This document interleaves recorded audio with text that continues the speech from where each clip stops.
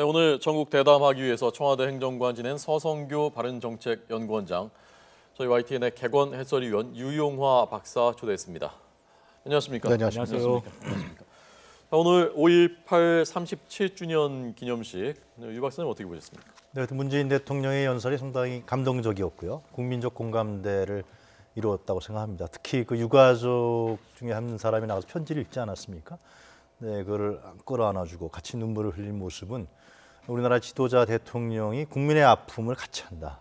이런 사실, 그거를 어루만져주고 그런 전 장면 중에서 그 장면이 가장 감동적이었고요. 그리고 상당히 국민들에게 공감대를 만들 것이다. 근데 문재인 대통령이 이제 기념사를 하지 않았습니까? 네. 제가 봤을 때 두 가지 측면에서 우리가 볼 수 있을 것 같은데요. 첫 번째는 이제 광주 민주화 운동을 이어진다, 계승한다 이런 얘기를 했습니다. 그리고 그 이후에 광주 민주화 운동 이후에 벌어졌던 제발 학생 운동을 했던 사람들도 이름도 거명됐고요. 그런 부분들은 결국 이제 민주화 운동을 계승하는 정부가 되겠다. 민주화 운동 세력을 대표하는 정부가 되겠다는 걸 분명히 밝힌 거고요.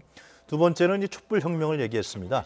정확한 용어는 제가 봤을 때 국민혁명인데요. 국민혁명이라는 것은 국민주권주의, 그러니까 대통령 권력을 사적으로 오용하고 남용하지 않고 대통령 권력을 국민을 위해서 쓰는 정부, 그런 측면을 두 가지를 얘기했기 때문에 사실상 문재인 정부의 어떤 권력적 측면, 어떤 그 정권적 측면 이런 부분들을 오늘 밝힌 그런 행사가 아니었냐 생각합니다. 네, 수 원장님 어떻게 보셨습니까? 네, 오늘 행사가 문재인 정부 출범한 이후에 첫 정부 행사였습니다. 그런 만큼 그 메시지와 행사 준비, 참여자들에 대해서 관심이 많았는데요. 이전에 보통 5.18 기념식에는 한 3,000명에서 4,000명 정도 참석했는데 오늘은 여야 지도부와 더불어서 한 10,000명 정도 참석을 했습니다. 그리고 더불어 아까 말씀하셨지만은 문재인 대통령 메시지에서 5.18 광주 민주화 운동의 정신을 계승하면서 국민 대통합을 하자. 그래서 대통합에 대한 메시지를 그대로서 강조하고 있는 것을 볼 수 있었고요. 아주 특별했던 것은 그동안에 임을 위한 행진곡을 재창하느냐 합창하느냐를 두고 한 10여 년간 계속해서 논란을 빚어왔는데 그 논란의 종지부를 찍고 다 같이 재창하게 된 계기를 마련한 게 아무래도 광주 민주화 운동이 가지고 있는 상처를 보듬고 국민 대통합으로 나아가면서 또 긍정적인 정신을 계승하자. 이렇게 아주 긍정적인 출발 신호를 보였다고 보여집니다. 네, 자, 그 장면 좀 화면으로 보도록 하겠습니다. 임을 위한 행진곡 재창하는 장면이요. 정의의 문제입니다.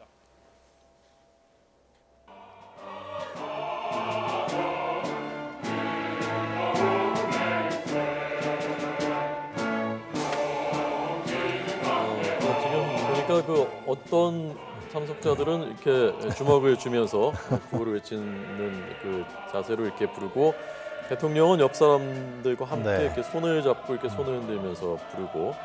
자, 어떻게 보였습니까? 사회자가 이제 손을 잡고 부르자고 이제 제안을 했었죠. 행사를 할 때. 네. 그리고 이제 다른 사람들은 이제 손을 흔들면서 했던 건데 사실상 다 기억하시겠습니다만 80년도 때 특히 민주화 운동이나 대학가에서 님을 위한 행진곡은 사실상 당시 신군부에 저항하는 그러한 어떤 운동가였습니다. 그리고 광주 민주화 운동이라는 것은 오늘 대통령이 밝혔습니다만 사실 광주 민주화 운동에 대한 폭로 이런 부분들은 결국은 당시의 신군부의 어떤 포갑이라든가 독재 정권에 대한 어떤 저항 이런 부분들을 얘기한 것이죠.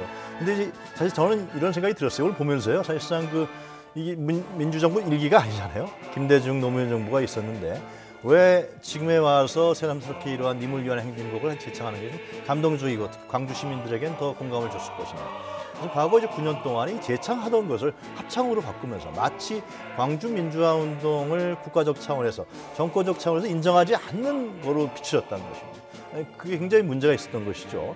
그러면서 국가보훈처장 이름도 나왔었습니다만, 그러면서 사실상 어떻게 보면은 이런 부분들이 예를 들면 지역에 대한 문제다, 아니면 이념에 대한 문제다, 심지어 북한의 김일성에 비유하는 이런 말도 안 되는 그러한 얘기까지 나왔었기 때문에 그런 부분들이 이번 계기로 해서 대통령이 참석함으로 인해서 물론 과거 야당이었던 인사입니다만 대통령이 참석함으로 인해서 국가적 차원의 행사, 그리고 님을 위한 행진곡이 단순하게 어떤 지역적 편향이라든가 운동가요가 아니라 실제로 광주 민주화 운동이라는 것이 우리의 민주주의의 가장 소중한 자산이고 그걸 기틀로 해서 현재 우리가 이렇게 살고 있다라는 문제에 대해서 확인시켜주는 그런 부분으로 보편성으로 좀 나갔으면 좋겠다. 그런 측면에서 봤을 때 새누리당 아니요 자유한국당의 지도부가 몇몇 분들도 같이 제창을 안 했단 말이죠. 네, 네. 그런 측면들은 좀 상당히 좀 안타까운 측면을 할 수 있을 것 네. 같습니다. 자유한국당 지도부가 그 부르지 않는 장면은 화면에는 잘 포착되지 않았는지 화면에선 잘 못 봤는데 자, 한번 볼까요? 자, 있나 한번 보겠습니다. 저는 여기 중계할 때는 그 장면은 잘 못 봤는데요. 서 원장님은 지금 정우택 원내대표가 있군요. 그러니까 부르지는 않는군요. 이렇게 손은 같이 흔들고 있는데 노래는 부르지 않고 있었습니다. 서 원장님 어떻게 보셨습니까? 네, 그 정우택 자유한국당 그 비상대책위원장 겸 원내대표가 국민적 합의가 충분히 이루어지지 않았기 때문에 본인은 재창에 참여할 수 없다라고 이야기했는데 굉장히 좀 옹졸하고 옹색한 변명이라고 보여집니다. 왜냐하면 벌써 이제 대선이 바로 직전에 있어서 문재인 대통령이 당선되지 않았습니까? 이거는 대통령의 선출된 어떤 정통성과 정당성을 가지고 있기 때문에 이 부분에 대해서 야당은 인정을 하고 협조할 필요가 있습니다. 그리고 임을 위한 행진곡은 벌써 1997년에 5.18 기념식이 국가 공식 기념 행사로 지정이 되고 묘역도 다 조성이 됐습니다. 그리고 5.18 관련된 그 기록물들이 유네스코에 등재된 유산 기념물로도 다 등재가 됐습니다. 이럴 정도로 국내뿐만 아니라 국제적으로 인정을 받고 있는데 그동안에 이거를 재창하느냐 합창하느냐 가지고 국론이 분열되고 국력을 낭비한 게 상당히 아쉬웠다고 보여집니다. 그런 측면에서 만약에 5.18 기념식을 국가 공식 기념일로 하지 않는다면 임을 위한 행진곡을 안 불러도 괜찮지만 벌써 10여 년 이상 국가 공식 행사로서 20년이 됐군요.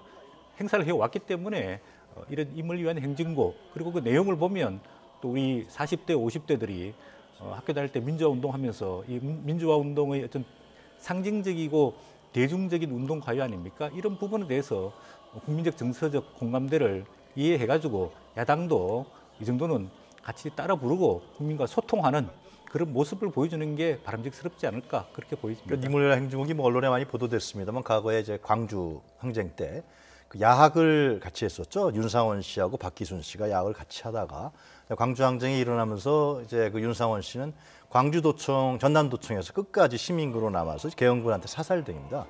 그래서 박기순 씨도 광주 항쟁 중에 이제 죽음을 맞고 그래서 두 사람의 젊은 영혼을 달래주면서 영혼 결혼식을 하는 그런 것으로서의 노래가 지어진 것이지 이것이 무슨 뭐 지금은 얘기가 안 나옵니다. 일각에서 상당히 왜곡된 그런 편향들은 광주 시민들에겐 상당히 가슴에 못을 박는 행위였던 것이죠. 그런 부분들이 이번 오늘을 통해서 이제 사라지고 또 치유되고 그러면서 국가가 이런 일을 해준다는 긍정적인 측면이 있는 것 같습니다. 네, 오늘 두 곡의 노래가 화제였는데요. 하나는 임을 위한 행진곡이고 하나는 상록수인데 그 전인권 씨가 부르면서 그게 또 화제가. 이것도 일종의 탕평 인사라고 할 수 있는 건가요? 그렇죠. 전인권 씨는 잘 알려져 있습니다만 지난 대선 선거 과정에서 안철수 후보를 공식적으로 지지했었죠. 네네. 또 뭐 그럼에 따라서 일부 세력에 의해서 뭐 적폐 가수다 이렇게 공격도 받았었던 네네. 그런 기억이 나는데 오늘 안철수 후보는 공식적인 자리에 앉지 않고 그 시민들과 같이 앉았다 그러더라고요. 좀 화면에 나타났으면 더 좋았을 것이다 그런 생각을 좀 갖는데요. 아무래도 뭐 이건 뭐 같이 화합하는 광주에 치유하는 장면이었으니까요. 시기였으니까요. 근데 이런 측면에서 한인권 씨가 상록수를 부르는 부분에서 다 또 따라 부르기도 하고 하나의 이렇게 좀 새로운 정부가 뭐 미워했던 사람이라 뭐 투표를 하지 않았던 사람들도 마찬가지겠습니다만 그러나 나라를 위해서는 새로운 정부가 성공할 수 있는 그런 어떤 통합의 기운을 만들어내는 하나의 장면이었던 것 같습니다. 상록수는 임을 위한 행진곡과 조금 성격이 다른 이제 그렇죠. 대중가요입니다. 그래서 일반 국민들이 굉장히 많이 따라 불렀던 노래들이고요. 그렇기 때문에 어떤 뭐 운동가요라든지 뭐 진보냐 또는 뭐 보수냐 이런 전혀 색깔이 없는 노래였기 때문에 상록수 노래 자체는 또 무난했다고 보여지고요. 이제 전인권 씨가 지난 대선 동안에 안철수 후보를 지지하면서 문재인 반대 측에 섰는데 제가 자료를 보니까 또 2012년 때는 또 전인권 가수가 문재인 후보를 적극 지지하면서 대중 유세에도 참여하고 이제 그랬던 것으로 알려지고 있는데 아무래도 문재인 대통령이 표방하고 있는 국민 대통합, 대화합 이런 차원에서 보자면 누구를 지지했던 또 누구를 반대했던 그런 벽을 다 허물고 이제는 정말 국민 대통합, 국민들의 힘을 다 모으는 그런 계기가 되기를 염원합니다. 네, 전인권 씨의 상록수를 들으셨습니다. 그러니까 이제 결국은 이제 오늘 문재인 대통령이 표방 천명했죠. 이 촛불혁명, 국민혁명이라는 문제하고 민주화운동이라는 얘기했는데 결국 그것은 이제 개혁을 확실하게 추진하겠다는 거 아니겠습니까? 놔야 피는 개혁인데 그러나 이제 문재인 대통령 정부의 앞에 놓은 것은 개혁과 통합이라는 두 가지 과제가 상호 있습니다. 그래서 그 부분을 어떻게 할 것이냐. 과연 예를 들면 기존의 보수층이라든가 기득권 측을 잘 설득해서 합의해내서 이 사람들이 예를 들면 개혁에 합의해주고 양보와 협력을 만들어주는 일도 굉장히 중요할 테고요. 그리고 개혁도 단순하게 어떤 뭐랄까요 이벤트성 개혁이 아니라 실질적인 개혁들. 예를 들면 실질적 민주주의를 가져가는 개혁들. 저는 2012년도에 그 과제는 이미 나와 있다고 생각합니다. 그 당시에 박근혜 후보도 마찬가지로 경제 민주화를 얘기했고 복지 문제를 얘기했고 그리고 각종의 우리나라가 덮쳐있는 여러 가지 현실적인 문제를 다 얘기했었는데 그것이 그동안 5년 동안 이게 개선이 안 됐었거든요. 저는 그래서 문재인 정부가 너무나 거대한 거나 그런 걸 찾지 말고 그동안에 쌓여있던 이런 부분들을 하나하나 천천히 그러면서 또 사회적 합의를 만들어내는 그러한 정치력으로 그러면은 이제 성공한 정부가 되지 않을까 그런 생각이 듭니다. 네, 자 안철수 전 후보가 아까 이제 같이 앞에 공식석상에는 앉지 않았다고 하셨는데 그 화면이 포착된 게 있다니까요. 네. 잠깐 보고 가겠습니다. 오늘 참석한 모습입니다. 그러니까 그 뒤쪽에 앉아 있었던 모양이군요. 오늘 박지원 전 대표는 재판 때문에 참석 못했다고 하고요. 국민의당에서는 물론 그 공식 지도부는 김동철 원내대표가 앞자리에 앉았고 안철수 전 대표는 뒷자리 쪽에서 그렇군요. 시민들하고 같이 앉아 있는 모습이었습니다. 자, 특별히 하실 말씀 없으시면 다음 넘어가겠습니다. 자, 오늘 이른바 검찰의 빅2라고 하는 이영렬 서울중앙지검장 그리고 안태근 법무부 검찰국장이 사유를 밝혔고 22명의 대규모 메머드 감찰단이 곧 감찰에 착수를 하게 됩니다. 어떻게 전망하십니까? 검찰의 앞으로의 그 움직임에 대해서. 검찰의 부분은 법조계에서도 실제로 검찰 개혁이 필요하다는 것이 일반화돼 있고 공론화돼 있더라고요. 그리고 검찰 개혁 문제는 과거 정부에서도 하려고 했었습니다. DJ 정부 때도 기억하시겠습니다만 대전 법조 비리라든가 의정부 법조 비리 문제가 터졌을 때 네. 정권 차원에서 하려고 했지만은 실제로 제대로 안 됐고요. 그리고 노무현 정부 때도 법무부의 비검찰화 그래서 강금실 법무부 장관을 앉혀서 검찰 개혁을 하려고 했지만 저항에 의해서 되지 않았습니다. 그래서 이번에도 마찬가지. 당시에 이제 지금 문재인 대통령이 민정수석을 했기 때문에 왜 검찰 개혁이 안 됐냐를 잘 알고 있지 않을까 이렇게 애들로 생각하는데요. 이번에도 마찬가지로 검찰 개혁을 해야 되는데 정치권과의 유착 문제. 결국은 이런 얘기를 제가 방송에서 하는 게 어떨지 모르겠습니다만 예를 들면 청와대 권력과의 결탁을 통해서 결합을 통해서 계속 검찰의 기득권들이 유지되고 그러면서 또 독점화된 권력을 통해서 사회의 기득권 세력으로 국민들에게 지탄을 받았던 것이 사실이 아니겠습니까? 그래서 이런 부분들을 어떻게 할 것이냐 문제인데 그래서 나온 안이 이제 공수처 문제하고 검찰의 수사권, 기소권 문제의 분리 문제 나오는데 저는 이제 결국은 지금 나오는 얘기가 검찰 개혁은 과거와 같이 인적이라든가 이런 개혁을 통해서 하는 것보다도 제도화된 개혁을 해야 된다. 그래서 공수처 문제라든가 검찰 수사권과 기소권에 대한 문제. 이것은 결국은 국회의 협력과 동의를 통해서 할 수밖에 없기 때문에 그리고 문재인 정부가 이러한 제도적 문제를 해결하기 위해서는 국회하고의 협력을 어떻게 만들어내느냐. 예를 들면 국회에서 이런 법률을 어떻게 원만하게 통과시키느냐. 이런 부분하고 또 저는 직결되어 있다고 생각합니다. 유 박사님 보시기에는 지금 검찰의 개혁의 문제라는 것이 그러니까 검찰의 힘을 빼는 거지 않습니까? 그 제도적인 개혁인 공수처하고 경찰하고 이제 수사권 조정하는 문제. 네. 그렇게 하면 해결된다고 생각하십니까? 일단은 뭐냐면 검찰이 여태까지 나타났던 문제는 검찰이 정치 검찰이라는 문제. 그러면서 과거의 청와대 권력과 검찰의 수뇌부가 결탁하면서 그 인사 라인을 장악하면서 이 청와대 권력을 배후로 통해서 검찰 권력이 유지됐다라는 게 하나 첫 번째 있고요. 두 번째로는 검찰이 그 권력이 집중됨으로 인해서 그 폐해가 발생했다는 것이 두 가지 진단 아니겠습니까? 그래서 나온 안이 이제 고위공직자 비리 수사처를 해서 이 검찰이 정치권과의 완전히 분리를 시키고 또 공수처를 완전히 정치 권력과 분리된 지금 나온 안 자체가 그렇습니다. 그렇게 해서 이제 정치 검찰이라는 오명을 벗게 하고 그 다음에는 너무나 권력이 독점되어 있기 때문에 사실상 수사는 경찰에서 하고 있는데 이제는 경찰도 이전과 달리 나름대로 자질이 올라간 거 있지 않느냐. 그래서 수사권을 줘도 된다. 그러면서 검찰은 이제 기소권을 주는 형태로 이렇게 해서 나눠지면은 검찰이 그동안에 독점된 권력이 좀 더 나눠지면서 검찰이 투명해지고 또 일반 검사들도 자기의 소신대로 검사 일을 할 수 있지 않을까 그런 게 있는 것 같습니다. 예, 서 원장님 보시기에는 어떻게 하는 것이 검찰이 개혁되는 방향이라고 생각하십니까? 네, 이번에 뭐 불미스럽지보다는 이게 이제 만찬이 검찰 개혁의 상당한 계기가 될 것이라고 보여집니다. 아까 우리 박사님 말씀하신 대로 검찰은 무소불위의 권력을 가지고 있습니다. 예를 들어서 기소 독점주의라는 게 검찰이 조사를 해서 죄 있다고 하면 죄가 있는 거고 죄 없다라고 무혐의 처리하면 죄가 없게 되는 겁니다. 그리고 검찰이 비리를 저지르는 경우에는 검찰이 검찰을 조사하게 되는 아주 이율배반적인 그런 경우가 발생하기 때문에 이번에도 보면은 만찬 자리에 수사를 받았던 그 대상자와 수사를 했던 사람이 같이 동석해서 폭탄주를 마시고 또 금품을 주고받는 이런 사태가 발생했지 않습니까?